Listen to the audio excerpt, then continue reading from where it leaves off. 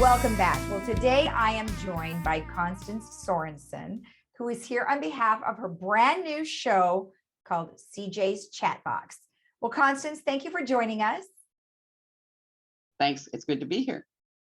Now, we've known you for a while, and you were helping out the show this day and a variety of other shows here with a makeup, and you were a makeup artist for a while.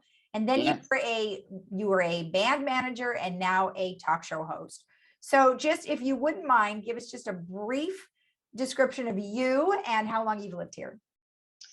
I've been in the village since '02, which means it's, almost 20 years ago now. So I've been here quite a while, worked at home, so I haven't joined as many things, or I have lately, but for the first few years I didn't. So that and now that things have closed down, I can't play bridge anymore. Some of the billiard rooms aren't open. Those were some of the things that I enjoyed doing. Yeah. So I guess that was, and now that I'm not being able to do the makeup anymore, which I really, really enjoyed because it was a way to get them meet people here in the village, whether they were board members or guests that came on for their business. But it was a great time. And I think part of my talking with them, the whole 5 minutes I had to do their makeup, maybe started I've always been curious. And part of that may have started there in the makeup room, that I would ask them what they were going to talk about. And then they would tell me. And so I think just that feedback, me asking because I'm curious, them responding, that kind of made me think about the fact I really missed talking with people. And so one of the ways was be able to do that was to say, Paul, how about I have a show that I can talk to these very, very interesting people in the village, because I have met some of them through billiards or, bridge or whatever I'm involved in. And when they would tell me their stories, I would be just absolutely flabbergasted. So I thought, we need to share that with people here in the village to know them at a deeper level, I guess. And so I did start with some of the people, Lara Waller being one of them. And you know what, she has a fantastic story to tell. And one of the things that the byproduct of what has happened from the show is that she said, my granddaughter has watched it, but she never knew my story. And so it is generationally going to act as if it's like a mini book, if you will, because they're being able to watch and hear the history of that. And another byproduct that I have found is that the importance of where they grew up, what their childhood was like, and how much that shaped them.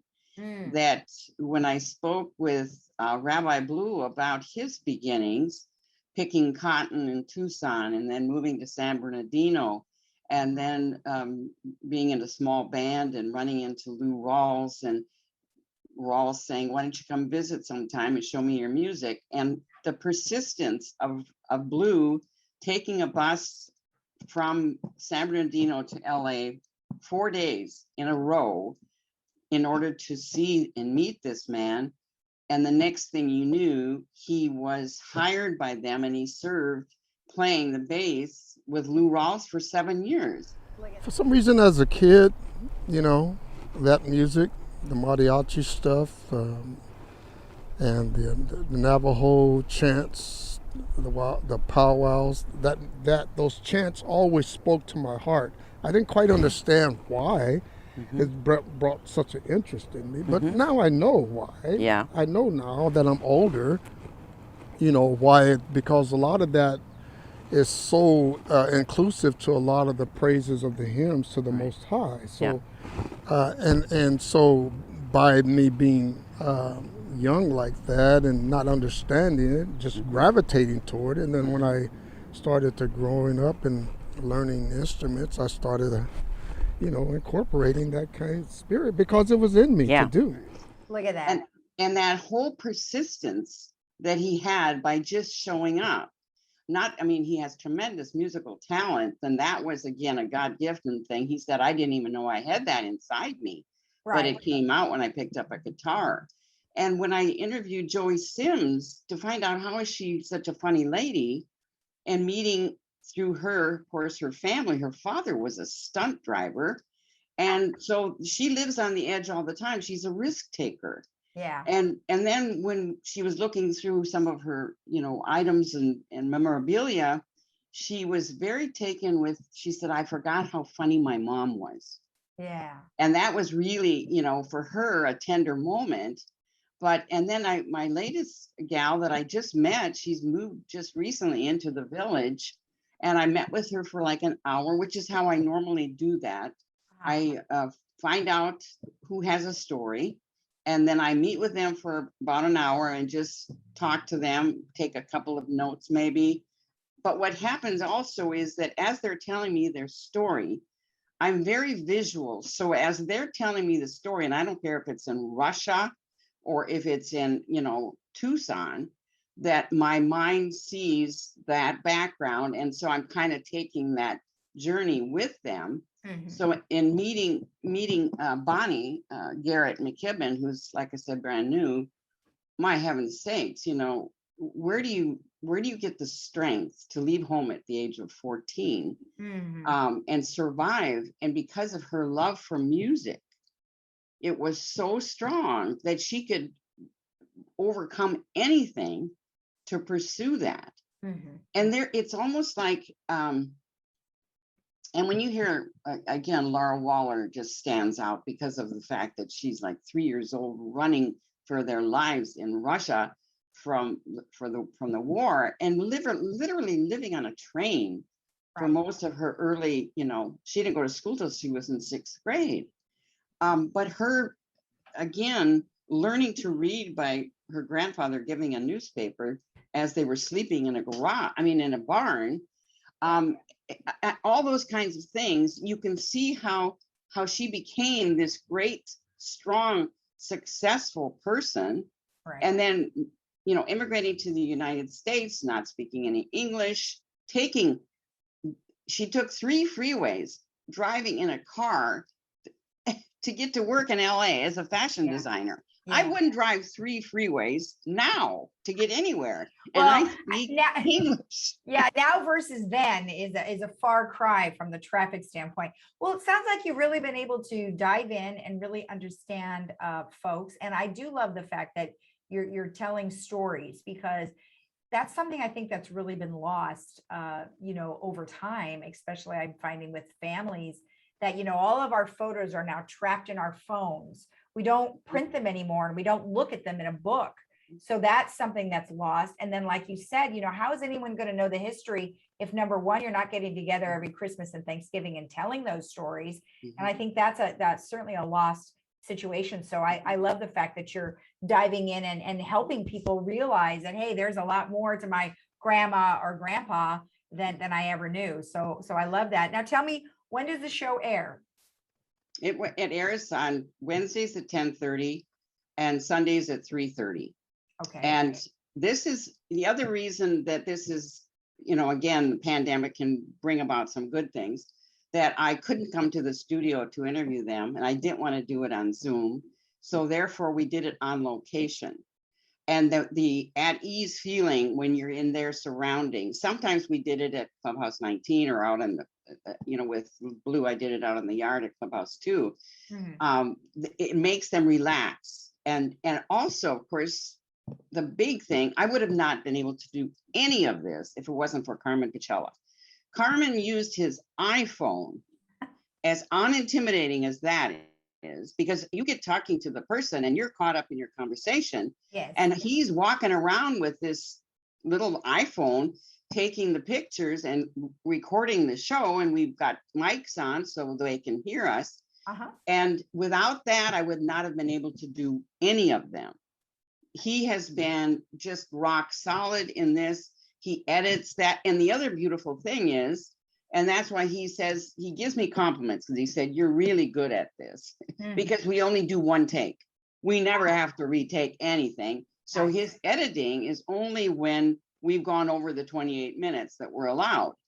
Then he may have some places, and there are really certain people that I could have spent an hour with, Laura Waller being one of them, because of her artistic talent, and we were able to see some of that. Right. But we tried to keep it down to that. One of the gals that we did, she was from my church, 95 years old, and she sings like an angel.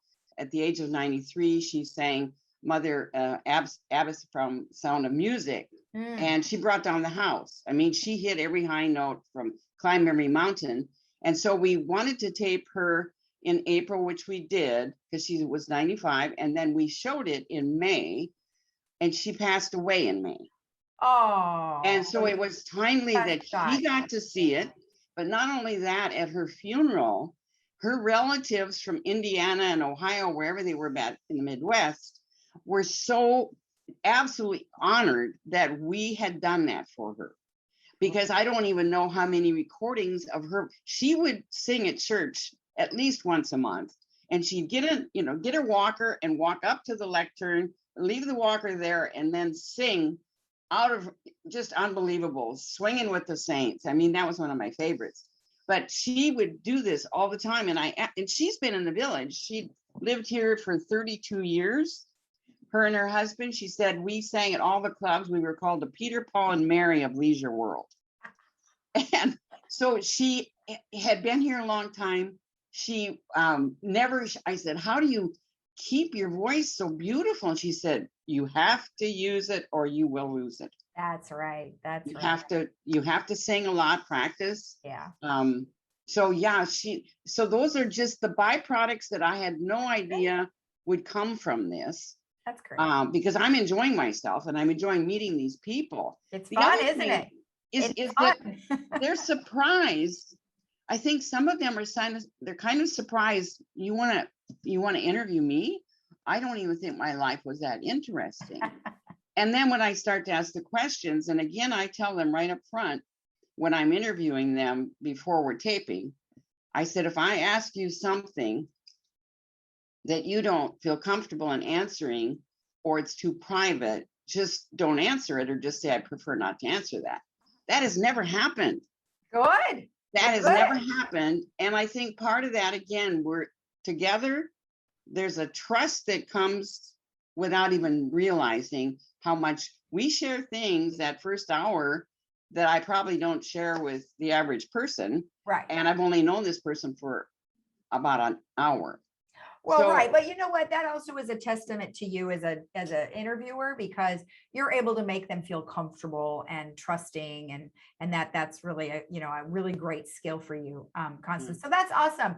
Well, I want to congratulate you on your new show. And again, that airs, tell us one more time. Wednesdays at 10:30 and Sundays at 3:30. That's awesome. Thank you so much. And would you prefer me to call you CJ from now on? Depends on where you're at. If you're in the band, I'm still CJ. And now, of course, that's why it's called CJ's Chatbox. There's other places still at Bridge and at church. I'm Constance. Okay. Just don't call me Connie. I'm not Connie. All right. Well, Constance/CJ, congratulations and thank you. Thank you so much for having me, Lisa. Yeah. Bye-bye. Bye-bye. And we'll be right back after this.